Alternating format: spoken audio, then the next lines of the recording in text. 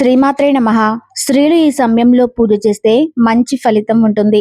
హిందూ మతంలో ఎన్నో ఆచారాలు, సంస్కృతి, సాంప్రదాయాలను అనుసరిస్తూ ఉంటారు. ఇలాంటివి పాటించడం వెనుక ఎన్నో కారణాలు ఉంటాయి. ప్రతి ఇంట్లో ఉదయం లేవగానే పూజ చేస్తూ శుభం కలగాలని ఆ దేవుడిని ప్రార్థిస్తూ ఉంటాము. దేవుడిని మనస్ఫూర్తిగా మొక్కితే కోరిన కోరికలు తీరుస్తాడని నమ్ముతాము. అయితే కొందరు ఇష్టం వచ్చిన సమయంలో పూజలు చేస్తూ ఉంటారు. పూజలు చేసేందుకు సమయం, సందర్భం అక్కర్లేదని కొందరు అనుకుంటారు. కానీ దేనికైనా సమయం, సందర్భం అనేది తప్పనిసరిగా ఉంటుంది. అయితే ఏ సమయంలో పూజ చేయటం వల్ల మంచి ఫలితాలను పొందవచ్చు, ఆ పూజ ఎలా చేయాలి అన్న విషయాల గురించి ఈ వీడియోలో తెలుసుకుందాం. ప్రతిరోజు ఉదయం లేవగానే చాలా మంది భగవంతుణ్ణి స్మరిస్తూ వారి రెండు చేతులను చూసుకొని నమస్కరిస్తూ వారి దినచర్యను ప్రారంభిస్తూ ఉంటారు. పూజా విధానానికి అరుదైన సమయం బ్రహ్మ ముహూర్తం మరియు సంధ్యా సమయం. బ్రహ్మ ముహూర్తంలో పూజ నిర్వహించడం వల్ల మనం అనుకున్న కార్యక్రమాలు విజయవంతంగా కొనసాగుతాయి. బ్రహ్మ ముహూర్తం అంటే తెల్లవారుజామున 3:30 నుంచి 5 గంటల మధ్య సమయాన్ని బ్రహ్మ ముహూర్తం అంటారు. ఈ సమయంలో మన మనసు ఎంతో ప్రశాంతంగా, కల్మషం లేకుండా ఉంటుంది.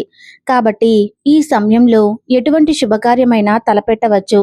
అంతేకాకుండా సూర్యుడు ఉదయించేలోపు పూజ ముగించడం వల్ల అన్ని శుభ ఫలితాలు జరుగుతాయి. బ్రహ్మ ముహూర్తం పూజలు, జపాలు, హోమాలు నిర్వహించడానికి ఎంతో పవిత్రమైన సమయమని చెప్పవచ్చు. బ్రహ్మ ముహూర్తంలో పూజ చేయలేని వారు ఉదయం 10 గంటల లోపు పూజ పూర్తి చేస్తే ఉత్తమం. కాస్త ఆలస్యమైతే 11 గంటల వరకు పర్వాలేదు, కానీ మిట్ట మధ్యాహ్నం సమయంలో పూజ అనేది ఏమాత్రం కరెక్ట్ కాదని పండితులు అంటున్నారు. పురాణాల ప్రకారం శివుడు మరియు పార్వతీదేవి సాయంత్రం సమయంలో భూమిపై సంచరిస్తుంటారు. అందువల్ల శివపార్వతుల ఆశీర్వాదం పొందాలంటే సాయంత్రం పూజ చేస్తారు. సాయంకాలం చేసే పూజకు చాలా ప్రాధాన్యత ఉంది. సాయంత్రం చేసే పూజలో గంటని మోగించకూడదని శాస్త్రాలలో పేర్కొన్నారు.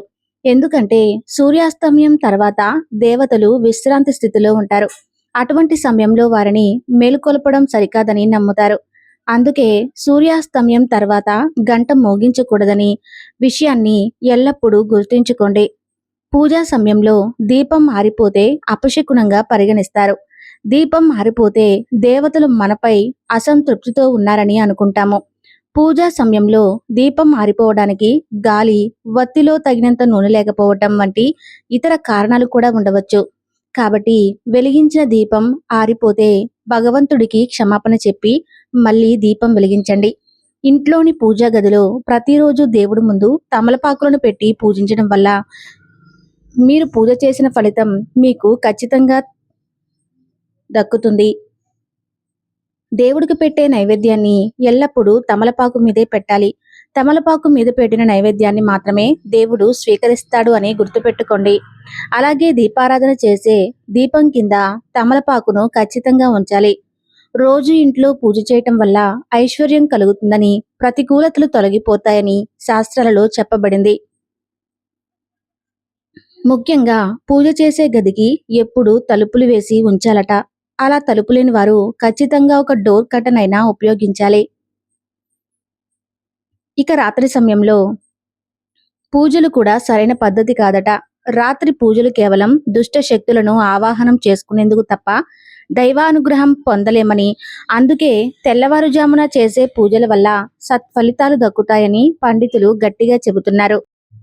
మనం పూజ చేసే సమయంలో పూజకు ఉపయోగించే పూలు పొరపాటున కింద పడితే వాటిని పూజకు ఉపయోగించకూడదు. వాసన చూసిన పూలను కూడా పూజకు వాడకూడదు. అలాగే ఎండిన పూలను పూజా గదిలో ఉంచడం ఏమాత్రం మంచిది కాదు.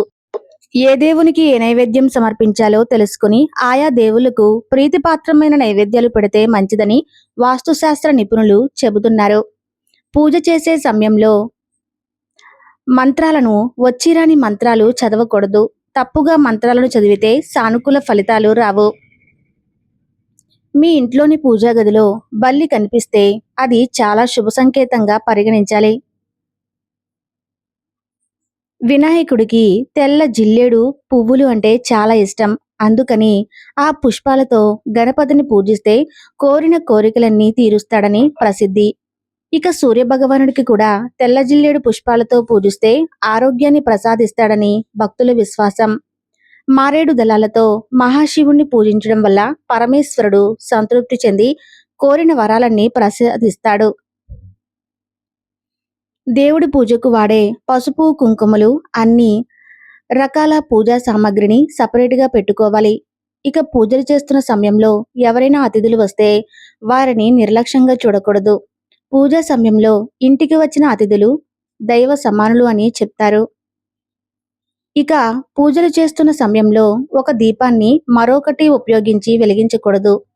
ఇది పేదరికం కలిగిస్తుందని, అనారోగ్యానికి కారణమవుతుందని వాస్తుశాస్త్ర నిపుణులు చెబుతున్నారు. ఇక ఎటువంటి పరిస్థితుల్లోనూ దక్షిణ దిశగా దీపాన్ని పెట్టకూడదు. కొంతమంది పూజలో తులసి ఆకులను ఉపయోగిస్తారు. తులసి ఆకులను విష్ణు పూజలో ప్రత్యేకంగా ఉపయోగిస్తారని గ్రంథాలలో పేర్కొనడమైనది. అయితే సాయంత్రం వేళలో చేసే పూజలు మాత్రం తులసి ఆకులను ఉపయోగించకూడదు. ఈ వీడియోలో సమాచారం మీకు నచ్చినట్లయితే తప్పకుండా ఈ వీడియోకి లైక్ చేసి మీ అభిప్రాయాన్ని కామెంట్ రూపంలో తెలియచేయండి. ధన్యవాదాలు.